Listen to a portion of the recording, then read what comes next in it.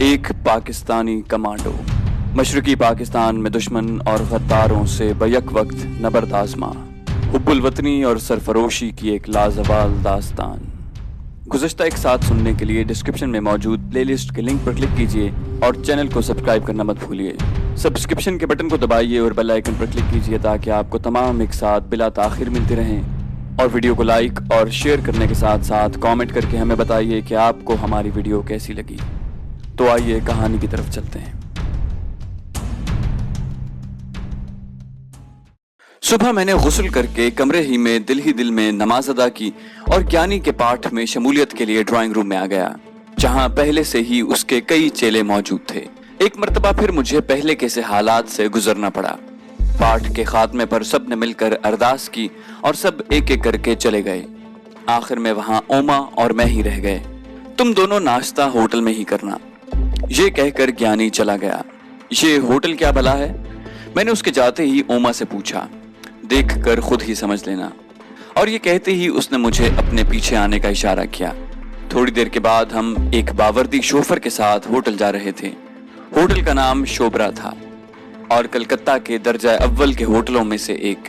یہ گیانی آتما سنگھ کا ہیڈ کوارٹر تھا۔ ہمیں یہاں بلا کر جانے وہ خود کہاں غائب ہو گیا، البتہ ایک پیغام میرے لیے موجود تھا: شام 6 بجے یہاں آ جانا۔ میں نے فرصت کو غنیمت جانا اور ناشتہ کرتے ہی اوما سے جان چھڑائی۔ ہوٹل سے میں ایک کار میں باہر نکلا جو میرے لیے وہاں پہلے سے موجود تھی۔ کار ڈرائیور کو تو میں نے چھٹی دے دی اور خود کار چلاتا ہوا باہر لایا۔ پھر میں مسلسل 1 گھنٹے تک کلکتہ کی مختلف سڑکوں پر چکراتا رہا، کہیں میرا تعاقب نہ کیا جا رہا ہو۔ کار میں نے ایک مارکیٹ کے نزدیک پارک کر دی اور خود مختلف رکشوں اور ٹیکسیوں کے ذریعے گھومتا گھامتا پاٹل کے سٹور پر پہنچ گیا۔ اس نے یوں بغل گیر ہو کر مجھے خوش آمدید کہا جیسے ہم جنم جنم کے بچھڑے دوبارہ ملے ہوں۔ چند منٹ کے بعد سپائی ماسٹر سے فون پر میں ہم کلام تھا۔ میری اس اچیومنٹ پر اس نے دل کھول کر مجھے داد دی۔ اگلے احکامات کی وضاحت چاہی تو ان کا جواب موصول ہوا کہ فی الحال گیانی آتما سنگھ کو ہی اپنا ماسٹر سمجھو، اس کے ہر اشارے پر پتلی کی طرح ناچتے رہو، لیکن اس ناگن سے خبردار رہنا جو آتما سنگھ کے دودھ پر پل رہی ہے۔ ان کا اشارہ اوما کی طرف تھا۔ خدا جانے وہ کمبخت کیا چیز تھی اور ابھی اس کا کون سا روپ دیکھنا باقی تھا۔ دوپہر کا کھانا ہم نے وہیں کھایا۔ اس دوران پاٹل مجھے فیڈ کرتا رہا۔ وہ واقعی ایک منجھا ہوا ایجنٹ، ایک قابل اعتماد دوست اور ایک جان نثار ساتھی تھا۔ 6 بجے تک میں وہیں جھک مارتا رہا، پھر ہوٹل کی طرف چل دیا جہاں ایک کمرے میں گیانی اور اوما میرے منتظر تھے۔ گیانی نے مجھے بیٹھنے کا اشارہ کیا اور میرے بیٹھتے ہی وہاں چائے آ گئی۔ اس نے بغیر کوئی تمہید باندھے بات شروع کر دی۔ اوما کے ساتھ مال پہنچانا اور وصول کرنا ہے۔ تم پڑھے لکھے ہو، غیر ملکی مہمانوں سے بات کرنے کا ڈھنگ بھی جانتے ہو، اپنے تجربے اور بازوؤں پر کبھی فخر نہ کرنا، یہ دونوں بندے کو کتے کی موت مروا دیتے ہیں۔ تم گیانی آتما سنگھ کے نمائندے بن کر جا رہے ہو، یہ بات ملحوظ خاطر رہے۔ اپنے دوسرے رشتے کے حوالے سے تمہیں یہ بتا دوں کہ پتر، فی الوقت میں وہاں کسی اعلیٰ افسر سے گٹھ جوڑ پیدا نہیں کر سکا۔ ابھی ایمانداری کے کچھ نیم مردہ جراثیم اس ملک کے لوگوں کے دماغوں میں کل بلا رہے ہیں۔ میں ان کیڑوں کا علاج بھی جانتا ہوں، لیکن وقت آنے پر۔ آتما سنگھ ہمیشہ وقت کا انتظار کرتا ہے۔ اوکے باس۔ میں نے ان کے ہاتھوں سے بریف کیس تھامتے ہی سر کو قدر خم دے کر کہا۔ ہوٹل کے نیچے ایک تیز رفتار سپورٹس کار ہماری منتظر تھی۔ ڈرائیونگ سیٹ اوما نے سنبھال لی۔ بریف کیس میرے پیروں میں رکھا تھا۔ نہ جانے اس وقت کیوں مجھے ایک انجانا سا خوف اپنے ذہن کے پردوں پر سرسراتا محسوس ہوا، حالانکہ میرے لیے یہ مہم نہ ہونے کے برابر تھی۔ مجھے علم تھا کہ اس بریف کیس میں کوئی مقدس صحیفہ نہیں، خطرناک چیز ہی رکھی ہوگی۔ یہ خطرناک چیز کوئی ٹائم بم بھی ہو سکتا تھا۔ یہ بھی ممکن تھا کہ جب ہم مطلوبہ مقام پر پہنچیں تو اس کا وقت پورا ہو چکا ہو اور پھر ایک زوردار دھماکہ کار سمیت ہم دونوں کے پرخچے اڑا دے۔ گیانی آتما سنگھ ایسا ہی آدمی تھا جس سے کسی بھی لمحے کسی بھی ناگہانی سلوک کی امید کی جا سکتی تھی۔ ظاہر ہے تم یہ نہیں بتاؤ گی کہ اس بریف کیس میں ہیرے ہیں یا کوکین۔ میں کار اڑاتی اوما سے مخاطب ہوا۔ جس سوال کا جواب نہ ہو وہ سوال نہیں کرتے مسٹر امرجیت سنگھ۔ وہ اس لمحے کافی سنجیدہ نظر آ رہی تھی، پہلے سے بالکل مختلف۔ اس کی چلبلاہٹ، شوخیاں، دعوت دیتی مسکراہٹ سب نہ جانے کہاں کھو گئی تھی۔ اس کے چہرے پر ایک کھچاؤ سا دکھائی دے رہا تھا، بالکل ایسا ہی لگتا تھا जैसे किसी कॉन्वेंट की उस्तानी को ड्रामे में जल्लाद सिफत कातिला का रोल अदा करने को कह दिया गया हो। सूरत हाल की नजाकत को जानते हुए मैं भी चुपका हो रहा। ये सब लोग एक ही थैली के चट्टे बट्टे थे। इंसानी जिंदगी की हैसियत उनके नजदीक क्या थी, इसका मुशाहिदा मुझे हो चुका था। वो अपनी जगह बैठे बैठे मेरे जिस्म में जहरीली सुई दाखिल करके सारा खेल खत्म कर सकती थी और उसे इस बात का मुकम्मल इख्तियार हासिल था, क्योंकि बहरहाल वो मुझसे सीनियर थी। हम अभी तक कलकत्ता की मसरूफ तरीन सड़कों से गुजर रहे थे, लेकिन एक्सेलरेटर पर उसका दबाव घटने के बजाय बढ़ता जा रहा था। शहरी आबादी आहिस्ता आहिस्ता कम होती जा रही थी। हम अब समंदर की तरफ जाने वाली सड़क पर रवां थे। फिर उस सड़क से अचानक एक मोड़ पर ओमा ने इतनी तेजी से गाड़ी घुमाई कि मेरा सर डैशबोर्ड से टकराते टकराते बचा। हम जिस बगली सड़क पर सफर कर रहे थे वो अब कच्चे रास्ते पर उतर गई थी। कार की रफ्तार में अब उसने कुछ कमी कर दी थी, लेकिन इतनी ज्यादा नहीं कि मैं उसे महसूस कर सकूं। उसकी महारत देखकर बेइख्तियार दाद देने को जी चाहता था। मैंने आज तक किसी मर्द को भी इतनी होशियारी से ड्राइविंग करते नहीं देखा था। हम लोग अब कदरे नाहमवार और टेढ़े मेढ़े रास्ते पर चल रहे थे। खिड़कियों के रास्ते एक मानूस किस्म की बू अंदर आई और बोझल और चिपचिपाती हवा ने मुझे एहसास दिलाया कि हम साहिल के नजदीक कहीं झक मार रहे हैं। जहां दूर दूर तक रात के सन्नाटे में गूंजने वाली झींगरों के बैन करने की आवाजें थीं, या फिर किसी नामालूम जानवर के टर्राने का शोर जो किसी हद तक मेंढक की आवाज से मुशाबे थी। अब लंबी लंबी नोकदार घास गाड़ी की बॉडी पर नक्शो निगार बनाने लगी थी। मैंने अपनी समत खिड़की का शीशा चढ़ा रखा था, जबकि ओमा बिल्कुल बेपरवाह थी। हमारे इर्द गिर्द इतनी लंबी लंबी घास फैली हुई थी कि हम उसमें धंसते ही चले गए।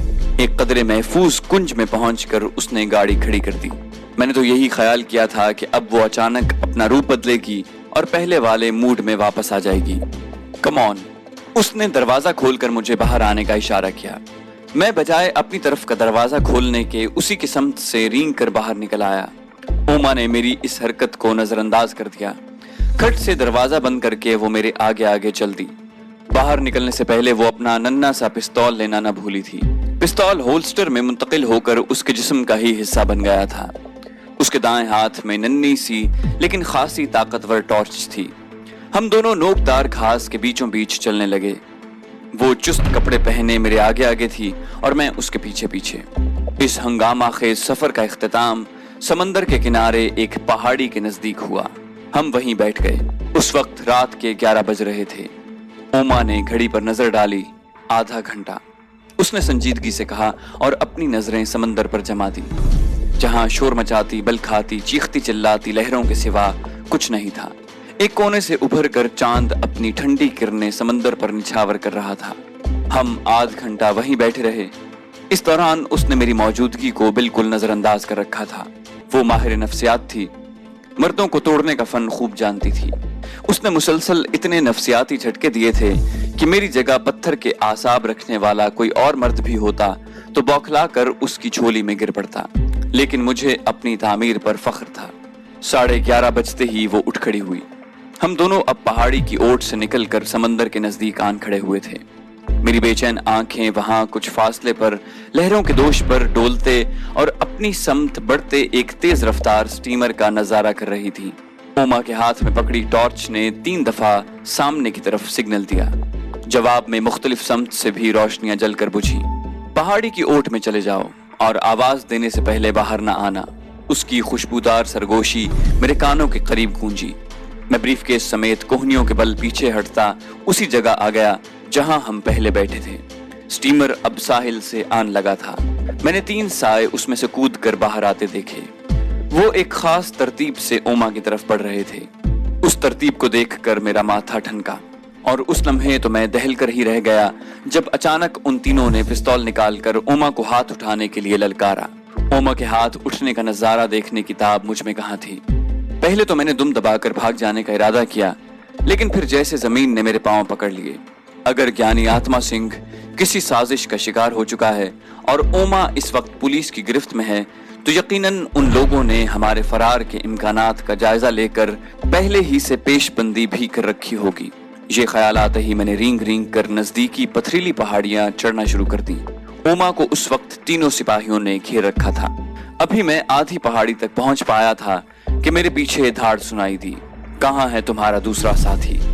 ان میں سے کسی نے غصے سے چلاتے ہوئے اوما سے دریافت کیا، کون سا ساتھی؟ میرا کوئی ساتھی نہیں، میں اکیلی ہوں، ایک دم اکیلی۔ اس نے شرابیوں کے سے لہجے میں لڑکھڑاتے ہوئے جواب دیا۔ میں اس کی شاندار اداکاری پر اش کر اٹھا۔ کتنے پینترے بدلے تھے اب تک اس نے۔ شاید کوئی منصوبہ فوراً اس کے ذہن میں ترتیب پا گیا تھا اور اب وہ اس پر عمل پیرا تھی۔ اب میں پہاڑی کی اوپری سطح سے چپکا، ایک ہاتھ میں پستول اور دوسرے میں بریف کیس تھامے، ٹکٹکی باندھے جھومتی ہوئی اوما اور سٹپٹاتے ہوئے بحری پولیس کے جوانوں کا نظارہ کر رہا تھا۔ Shut up! وہی آواز دوبارہ گونجی۔ اے چیختا کاہے گویا بابا، اپن کو پیار سے بولو نا۔ اس مرتبہ اس کا لہجہ خالص پیشہ ور قسم کی عورتوں کا سا تھا۔ بولتی ہے یا؟ اسی آواز نے اسے گالی دے کر کہا۔ کیا بولے گا؟ پہلے تم لوگ ہمیں یہاں لے آیا، اب دھوس جماتا ہے۔ اس نے اس مرتبہ بظاہر لڑکھڑاتے ہوئے اس کی طرف بڑھنا چاہا۔ شاید وہ کسی منصوبے پر عمل پیرا ہونا چاہتی تھی، لیکن مخالف بھی خاصا ہوشیار دکھائی دے رہا تھا۔ شٹ اپ کہہ کر اس نے اوما کا ہاتھ جھٹک دیا اور اس کے ساتھ اس کی زوردار لات اوما کی پشت سے ٹکرائی۔ پھر تو جیسے ان تینوں پر جنون طاری ہو گیا۔ انہوں نے عورت مرد کی تمیز بھلا کر اسے ٹھوکروں پر رکھ لیا اور یہی ان کی خطرناک غلطی تھی۔ انہوں نے اپنی دانست میں اوما کو فٹ بال سمجھ لیا تھا، لیکن جیسے ہی دوسرا راؤنڈ شروع ہوا، اوما زوردار لات کھا کر آگے کو گرنے کے بجائے اچانک نیچے بیٹھ گئی۔ حملہ آور اپنی ہی جھونک میں اس پر آ رہا، لیکن پلک جھپکتے میں اوما نے اسے اپنی ڈھال بنا لیا۔ اس طرح وہ باقی دونوں بحری پولیس والوں کی گولیوں کی زد سے نکل چکی تھی۔ اب اگر وہ فائر بھی کرتے تو گولی اوما کی بجائے ان کے اپنے ساتھی کو لگنے کا خطرہ تھا۔ وہ ہکے بکے سے ٹھٹک کر رہ گئے۔ اوما نے ایک لمحہ ضائع کیے بغیر اپنے شکار کو سر پر سے اوپر اٹھاتے ہوئے دونوں پر دے مارا۔ وہ آدمی اوما سے کم از کم 3 گنا بھاری ہوگا، لیکن اوما نے تو اسے اس طرح سر سے اونچا اٹھا کر پٹکا تھا جیسے وہ پیار سے کسی بچے کو اچھال کر محسوس ہو رہی ہو۔ دونوں حیران پریشان پولیس والے اس کے بھاری بھرکم جسم کے نیچے دبے اوما کو گالیاں دے رہے تھے، جو جنگلی ہرنی کی طرح کلانچے بھرتی ان سے دور ہی دور ہٹتی چلی جا رہی تھی۔ اس کے بھاگنے کا انداز پیشہ ور کمانڈوز کا سا ہی تھا، اور بجائے سیدھا بھاگنے کے زگ زیگ پوزیشن میں بھاگ رہی تھی۔ جیسے ہی وہ تینوں اٹھ کھڑے ہوئے اور ریوالور تان کر اس کی طرف لپکے، اس نے اچانک رک کر گھومتے ہوئے اپنے گریبان سے پستول نکال کر ان کی طرف فائر کر دیا۔ سب سے اگلا پولیس والا جو خاصا تیز رفتار اور پھرتیلا دکھائی دیتا تھا اور اس کے قریب پہنچنے والا تھا، چیخ کر پیچھے کی طرف الٹ گیا۔ اس کے دونوں ساتھی دہشت زدہ سے ہو کر گر پڑے۔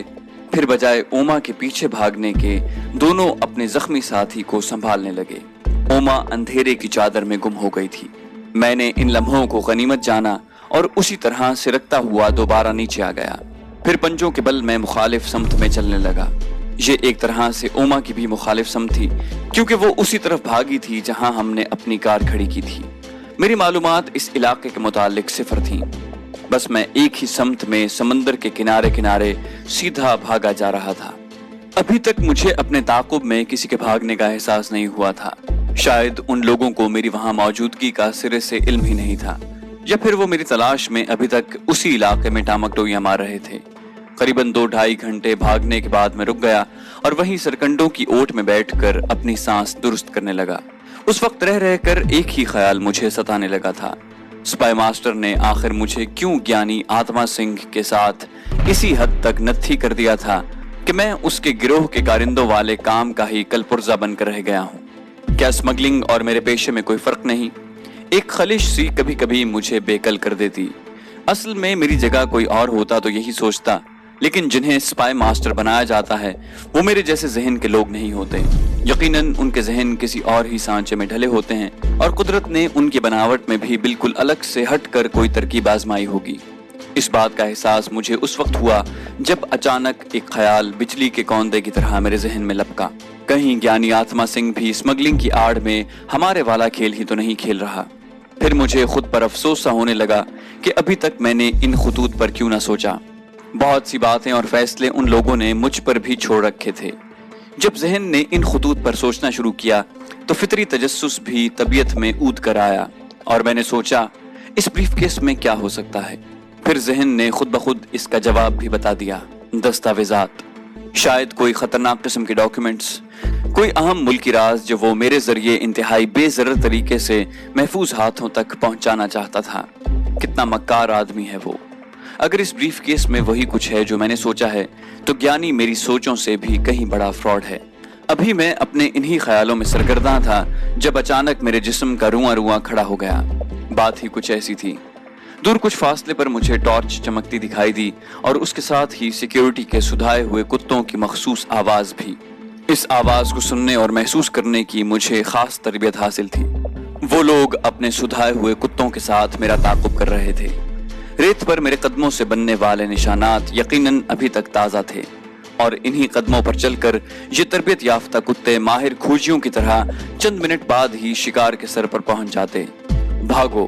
ایک چیخ میرے اندر سے اٹھی اور دوسرے ہی لمحے میری تمام حسیات سمٹ کر میری ٹانگوں میں جمع ہو گئیں۔ میں دیوانہ وار بھاگنے لگا۔ اب اندازے سے میں نے اپنا رخ تمام خطرات کو بالائے طاق رکھ کر سڑک کی جانب موڑ دیا تھا۔ کم از کم اس طرح میں سمندر میں ڈوب کر مچھلیوں کی خوراک بننے سے محفوظ رہتا۔ میرے راستے میں جو کچھ اب آنے لگا تھا اس سے مجھے اندازہ ہو گیا کہ میرا رخ سڑک کی سمت ہرگز نہیں۔ میں ایک طرح سے نیم دائرے کی شکل میں بھاگا تھا اور بجائے ساحل سمندر کی بالکل مخالف سمت میں جانے کے کسی اور ہی سمت میں جا نکلا تھا۔ سمندر اب آہستہ آہستہ میری نظروں سے اوجھل ہوتا جا رہا تھا اور پھر اس کا شور بھی جیسے تعاقب میں آنے والوں کی سیٹیوں کی آواز میں دب کر رہ گیا۔ وہ میرے سر پر پہنچنے والے ہیں کیا؟ جانے کس نے مجھ سے پوچھا، اور میں نے اس سوال کا جواب دینے کی بجائے اپنے ٹریننگ کلاس روم کا رخ کیا جہاں میرے خضر صورت انسٹرکٹر چہرے پر گہرے شیشوں کی اینک سجائے، ہاتھوں میں سفید چاک کا ٹکڑا پکڑے بلیک بورڈ پر آڑی ترچھی لکیریں لگا رہے تھے۔ بھاگتے ہوئے 8 کا ہندسہ بناؤ اور بناتے چلے جاؤ۔ اگر تمہاری مہک کتے کے ذہن میں محفوظ نہیں تو قدموں کے نشان پر وہ کبھی تمہارا پیچھا نہیں کر پائے گا۔ جب ٹریننگ کا یہ بھولا بسرا سبق یاد آیا تو میرے چاروں اطراف سایہ فگن آسمان سے طلوع آفتاب سے پہلے کی لہو رنگ روشنیاں بکھرنے لگی تھیں۔ اب وہ لوگ زمین پر روشنی ڈالے بغیر میرے قدموں کے پیچھے آ سکتے تھے۔ ایسے عالم میں اس داؤ کا یاد آنا یقیناً تائید غیبی تھا، اور اس امر کا اشارہ بھی کہ میری لاکھ سیاہ کاریوں کے باوجود اس مالک حقیقی نے مجھے بھلایا ہرگز نہیں۔ در رحمت میرے لیے وا تھا۔ اس احساس نے زندگی کی نئی لہر میرے تن بدن میں دوڑا دی۔ میں ایک نئے عزم، ایک ولولہ تازہ کے ساتھ اپنے سامنے گھاس اور درختوں سے ڈھکے اور قدم بقدم بلند ہوتے اس راستے کی طرف بھاگ رہا تھا جس کے پار ابھی کچھ دکھائی نہیں دے رہا تھا۔ میں ایک طرح نشیب میں تھا اور قدرت نے اس لمحے جیسے خاص طور سے میرے لیے وہ پہاڑی نما ڈھلوان زمین کے سینے پر بچھا دی۔ میں نے وہاں قدر نم زمین میں 3 4 8 کے چکر بنائے، پھر زمین سے کود کر ایک پتھر پر پیر ٹکا دیے اور پتھروں ہی پتھروں پر بھاگتا چڑھائی چڑھنے لگا۔ جب میں اس ٹیلے نما پہاڑی یا شاید پہاڑی نما ٹیلے کی چوٹی پر اگی لمبی لمبی گھاس کی آغوش میں سمایا، اپنی بنتی بگڑتی سانسوں کا تانا بانا باندھ رہا تھا، تو میرے قدموں کا اپنے مالکوں سمیت طواف کرتے وہ 2 عدد کتے بھی مجھے بخوبی دکھائی دے رہے تھے، جن کے ساتھ درجن بھر رائفل بردار سپاہی موجود تھے۔ ان لوگوں کا تعلق شاید کسی کانسٹیبلری سے تھا اور میں کلکتہ کے ساحلی علاقے کے کسی حساس مقام پر ان کی زد میں آ گیا تھا۔ ان لوگوں کو میرے خیال سے اس بات کی اطلاع تو پہلے سے ہی ہوگی کہ کوئی مشتبہ یا مفرور اس علاقے میں موجود ہے، اور اپنی تربیت کے مطابق زمین پر روشنیاں بچھاتے بالآخر وہ میرے بھاگتے قدموں کے تعاقب میں یہاں تک چلے آئے تھے۔ کتے خاصے غصے میں دکھائی دے رہے تھے، بالکل اپنے مالکوں کی طرح۔ ان کا بس چلتا یا وہ کوئی گھٹیا قسم کے احسان فراموش کتے ہوتے تو جس جھنجھلاہٹ کا شکار تھے اپنے ایک آدھ مالک کو چٹ کر سکتے تھے، لیکن بندوں کی صحبت نے ان میں کچھ انسانیت پیدا کر دی تھی۔ پہلے تو وہ بے چینی سے اپنے مالکوں کو رسوں سمیت وہیں کھینچا کیے، پھر انہوں نے واپسی کا سفر شروع کر دیا۔ بالآخر ایک جگہ رک کر آسمان کی سمت منہ کر کے بھونکنے لگے، شاید قدرت سے اپنی محنت کے اکارت جانے کا گلہ کر رہے تھے، یا پھر اپنے مالکوں کو بتانا چاہتے تھے کہ ان کا شکار آسمان کی طرف پرواز کر گیا ہے۔ ان کے ساتھی بھی ایک دوسرے کا منہ تک رہے تھے، شاید ایسے خطرناک قسم کے مجرم سے ان کا واسطہ اس سے پہلے کبھی نہ پڑا ہو۔ اب ان میں گرما گرم بحث شروع ہو گئی تھی۔ مجھے ان کی آوازیں سنائی نہیں دے رہی تھیں کیونکہ ہمارے درمیان خاصا فاصلہ تھا، لیکن جس جوش و خروش سے وہ لڑاکا عورتوں کی طرح ہاتھ ہلا ہلا کر باتیں کر رہے تھے اس سے یہی اندازہ ہوتا تھا کہ سب ایک دوسرے کو مورد الزام ٹھہرا رہے ہیں۔ جب قدرت کو بچانا مقصود ہو तो वो मौत के जबड़ों में फंसे अपने बंदे को भी इस तरह बाहर खींच लेती है जैसे मक्खन में से बाल। मुझे उस लम्हे सिर्फ अपनी खताएं ही याद आ रही थी। ऐसी कोई नेकी मेरे गुमान में नहीं थी जो इस सिला रहमी का सबब बनती। ले देकर एक ही तरफ नजर जाती थी और वो थी मेरी माँ की दुआएं। या तो वो लोग अक्ल से बिल्कुल ही पैदल थे या फिर उनकी मत मारी गई थी कि बजाय उसी पहाड़ी की तरफ फरार के इम्कानात पर गौर करने के उन्होंने अपना रुख बदला और कुत्तों को हाँकते हुए समंदर की तरफ भागने लगे। उनकी दानिस्त में मैं शायद वहीं कहीं छुपा सुबह की आमद का मुंतजिर था और अब वो किसी कारनामे की उम्मीद में उसी तरफ दौड़े चले जा रहे थे। यहाँ से सड़क तक का फासला बखैर खूबी तय हो गया। ट्रैफिक की आमद और रफ्त जारी थी। मैंने एक टैक्सी को हाथ दिया और उसमें बैठकर सुकून की एक लंबी सांस ली। टैक्सी मैंने बमुश्किल 2-2.5 मील चलने के बाद छोड़ दी। थोड़ी दूर पैदल चला और दूसरी टैक्सी बदल ली। टैक्सियां बदलने का ये अमल जारी रहा और ज्ञानी आत्मा सिंह के हेडक्वार्टर पहुंचने तक मैंने 7वीं टैक्सी पकड़ी थी। अब अगर किसी को शक भी हो जाता तो मेरी बला से। मैंने चेकिंग और ताक़ुब के तमाम इम्कानात खत्म कर दिए थे। तो दोस्तों, ये थी हमारी आज की कहानी। उम्मीद करते हैं आपको हमारी कहानी पसंद आई होगी।